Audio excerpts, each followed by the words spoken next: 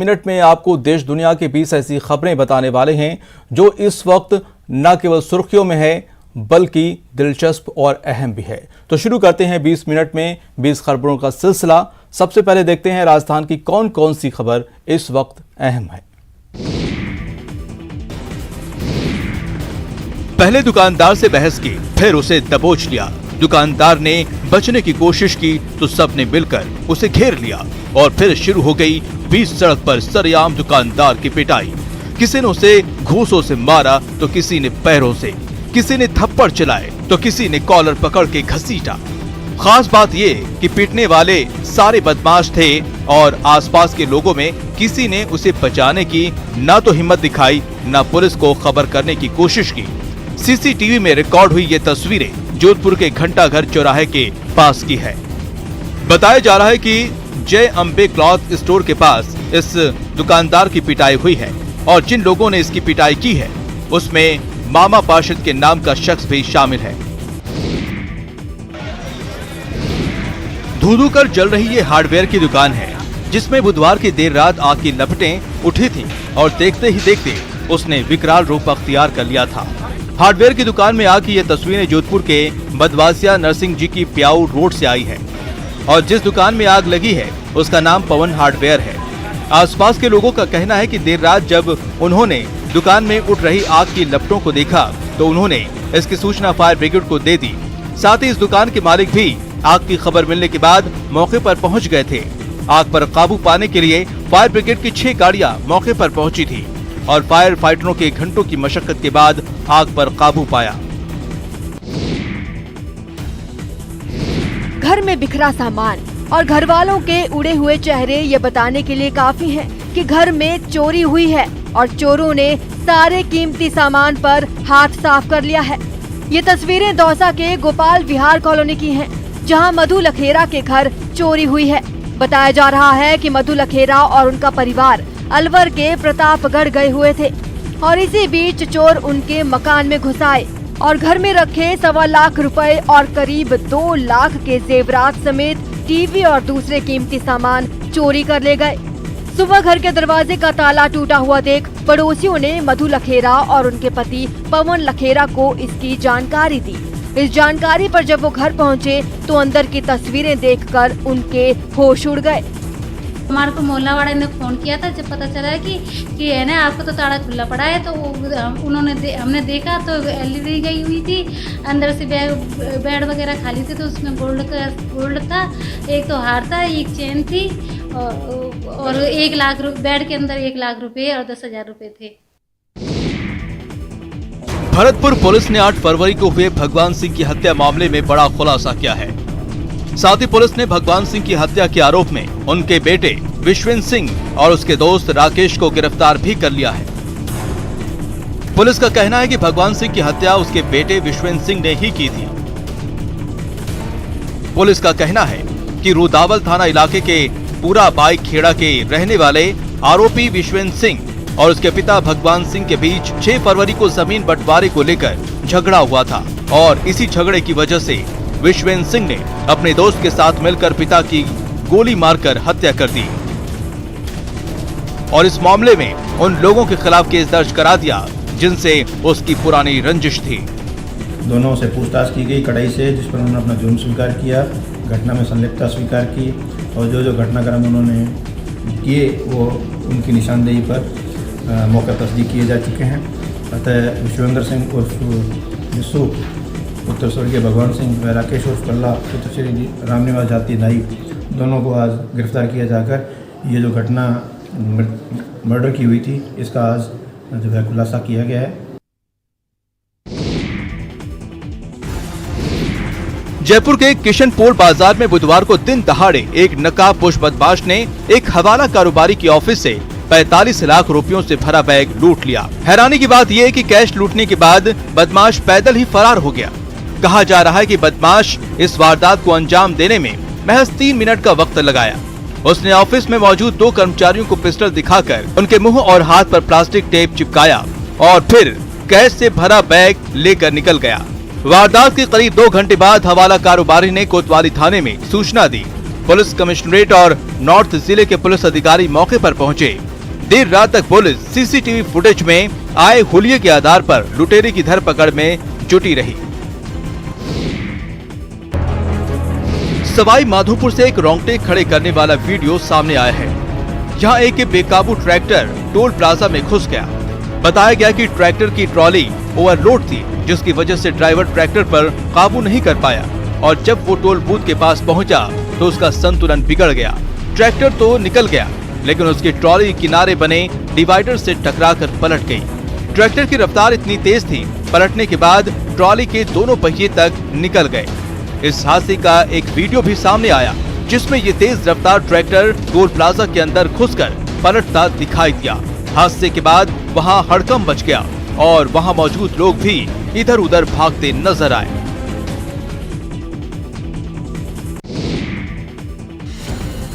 कोटा में नाबालिग से हुए गैंगरेप के मामले ने सियासी तूल पकड़ लिया है। बुधवार को बीजेपी ने राज्य के कई शहरों में गैंगरेप की घटना के खिलाफ प्रदर्शन किए। कोटा में 6 मार्च को एक नाबालिग ने करीब 15 लोगों पर रेप का आरोप लगाते हुए केस दर्ज कराया था। इसके खिलाफ बीजेपी के नेता कोटा के सुकेत थाने के लिए पैदल मार्च पर निकल पड़े। मार्च बीजेपी विधायक की अगुवाई में निकला, जिसमें बड़ी संख्या में लोग शामिल हुए। कानून व्यवस्था बिगड़ने की आशंका की वजह से पुलिस के भी भारी इंतजाम रहे। सुकेत थाना के सामने पहुंचकर बीजेपी विधायक की पुलिस वालों से बहस शुरू हो गई। बीजेपी विधायक थाने के अंदर घुसने की कोशिश कर रहे थे।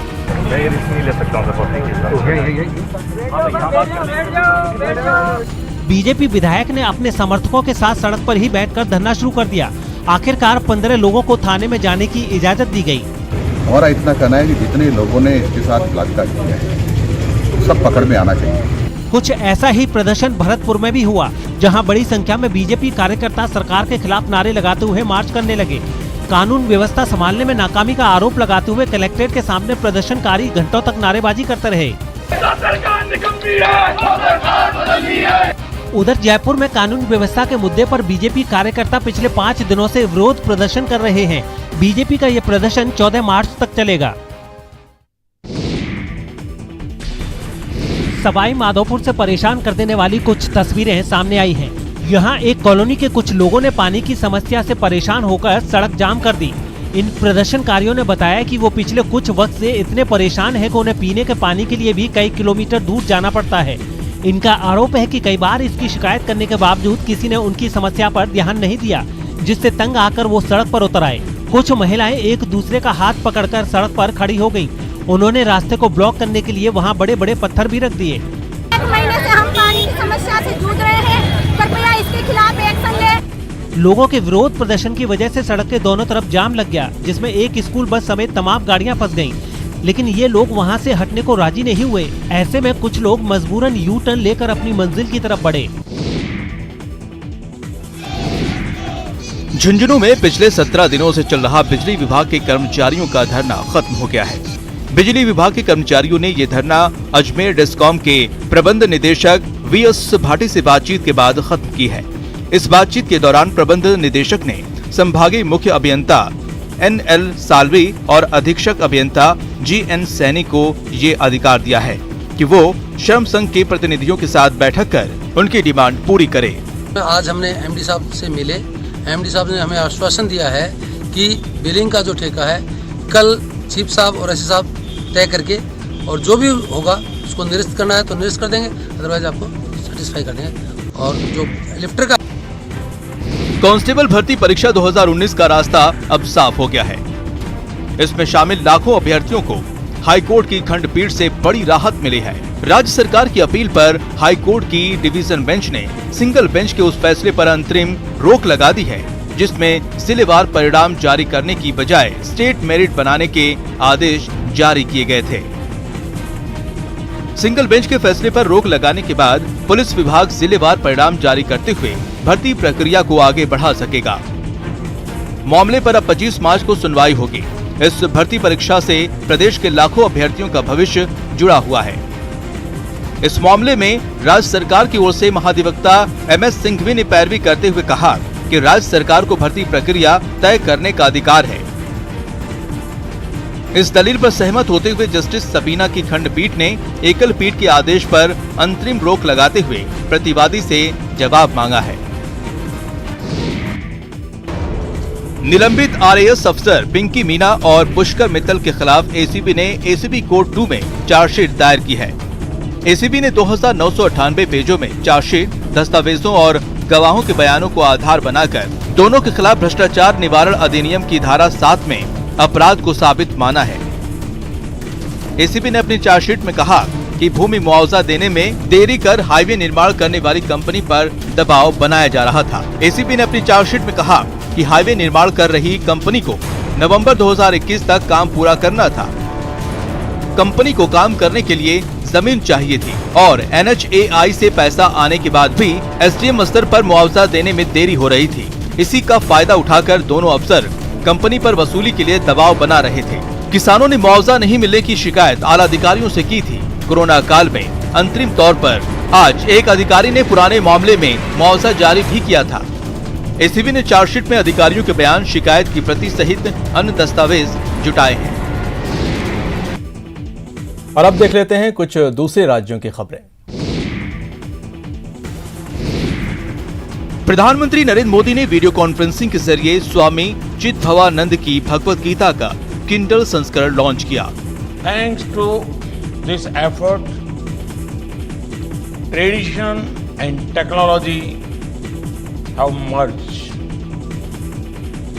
E-books are becoming very popular, especially among the youth. Therefore, this effort will connect more youngsters with the noble thoughts of the Gita. स्वामी चिदभवानंद की भगवत गीता का लॉन्चिंग कार्यक्रम 5 लाख से अधिक प्रतियों के बिकने के बाद किया गया। आपको बता दें, स्वामी चिदभवानंद जी तमिलनाडु के तिरुचिरापल्ली के थिरुपराई थुराई में श्री रामकृष्ण तपोवनम आश्रम के संस्थापक हैं। स्वामी जी ने 186 पुस्तकों की रचना की है और भगवत गीता पर उनका विद्वतापूर्ण काम इस विषय पर सबसे व्यापक पुस्तकों में से एक है। गीता का उनका तमिल वर्जन 1951 में छपा था, फिर इसे 1965 में अंग्रेजी में भी छापा गया, फिर गीता का तेलुगु, उड़िया, जर्मन, जापानी में भी अनुवाद हुआ।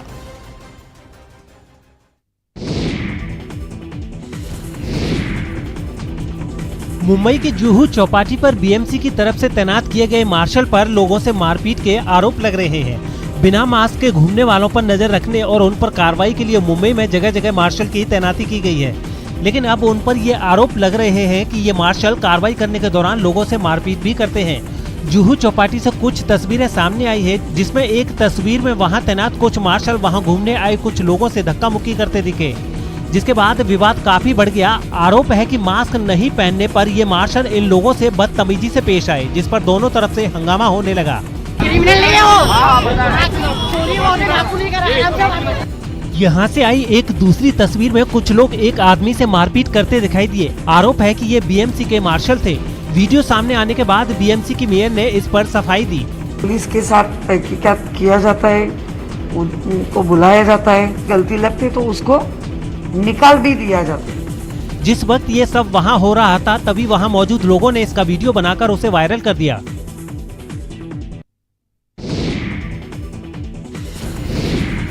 गुजरात के द्वारका में किसानों को जमीन का मुआवजा नहीं मिलने के आरोप पर बीजेपी सांसद ने अधिकारी को खूब फटकारा। किसानों ने इल्जाम लगाया कि उन्हें उनकी जमीन का मुआवजा दिए बिना ही उस पर सरकारी काम शुरू कर दिया गया है, जिसके बाद इलाके की सांसद पूनम बेन माडम ने अधिकारी को किसानों के सामने ही डांटना शुरू कर दिया है।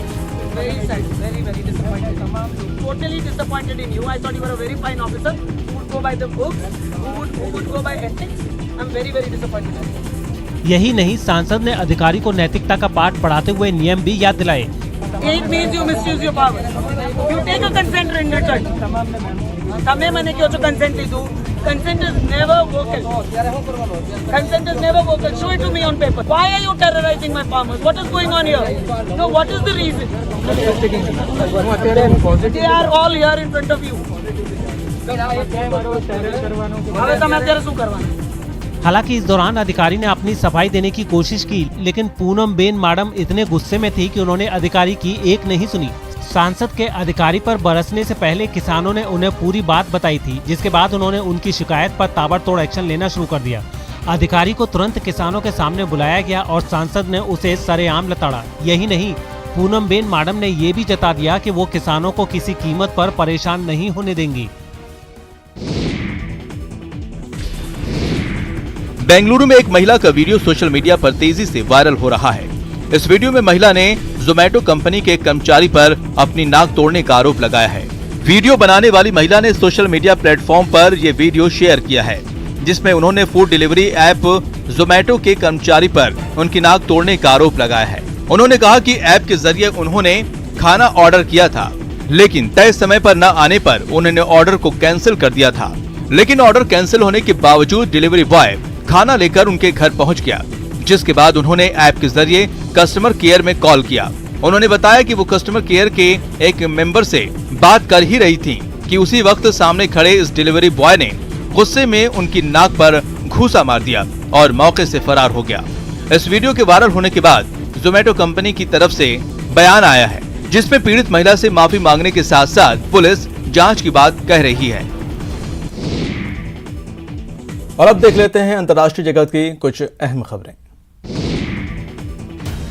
कनाडा के ग्रेटर टोरंटो के हाईवे पर पीएम मोदी के नाम बिल बोर्ड लगाए गए हैं। इस बिल बोर्ड पर भारत के प्रधानमंत्री नरेंद्र मोदी की तस्वीर है और उन्हें धन्यवाद कहा गया है। पीएम मोदी को ये धन्यवाद कोरोना वायरस महामारी से लड़ने के लिए वैक्सीन भेजने के लिए दिया गया है। आपको बता दें कि सीरम इंस्टीट्यूट ऑफ इंडिया ने कोविशील्ड वैक्सीन की 5 लाख डोज वाली पहली खेप हाल ही में कनाडा भेजी थी। इसी पर कनाडा ने भारत का आभार प्रकट किया है। ग्रेटर टोरंटो में लगे बिल बोर्ड पर प्रधानमंत्री मोदी की तस्वीर के साथ लिखा है, कनाडा को कोविड वैक्सीन देने के लिए धन्यवाद, भारत और पीएम नरेंद्र मोदी। आपको बता दें कि भारत की ओर से कनाडा को वैक्सीन की 20 लाख डोज दी जा रही है। इससे पहले 5 लाख डोज मिलने पर कनाडा की भारतीय मूल की मंत्री अनीता आनंद ने कहा था, भारत के सीरम इंस्टीट्यूट में बनी कोविशील्ड वैक्सीन की 5 लाख डोज की पहली खेप कनाडा पहुंच गई है। 15 लाख डोज और आएंगी। हम आगे के सहयोग के लिए तत्पर रहेंगे।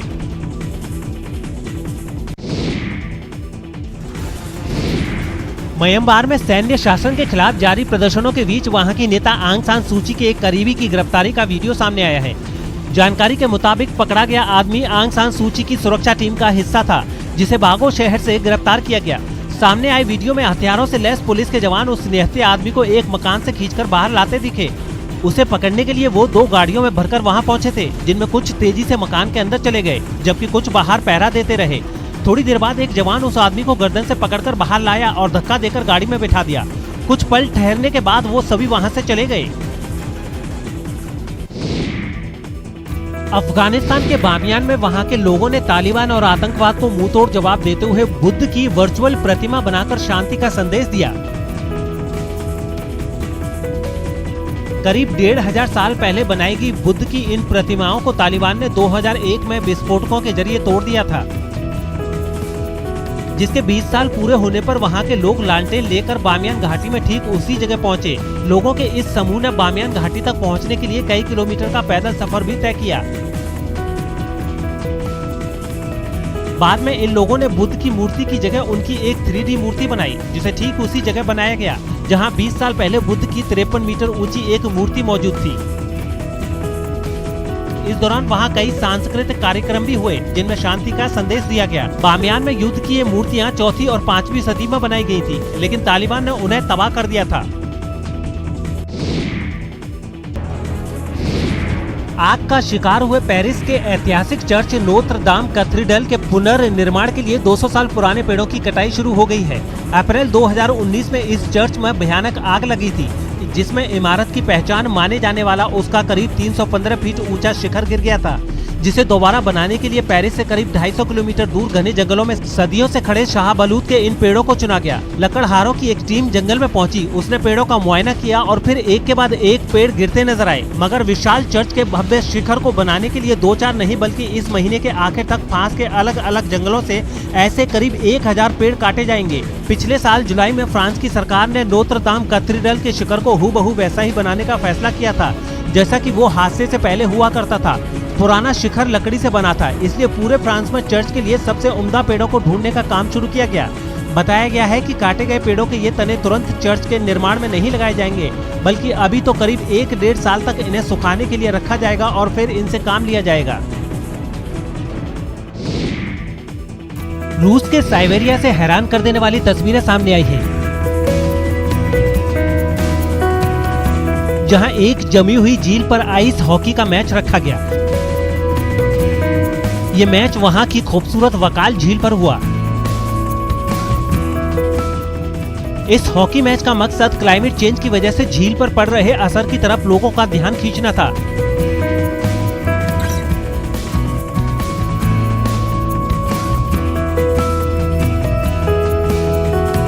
इस मैच में रूस के पेशेवर खिलाड़ी शामिल हुए और उन्हें झील पर खेलते हुए देखने के लिए वहां हजारों की भीड़ भी इकट्ठा हुई।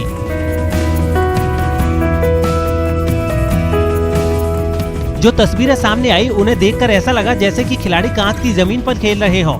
मैच का जोश खिलाड़ियों के साथ ही दर्शकों पर भी बराबर था।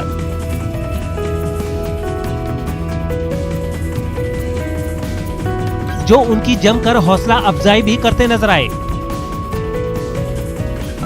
फिलहाल 20 मिनट 20 खबर में इतना ही। मुझे दीजिए इजाजत। नमस्कार।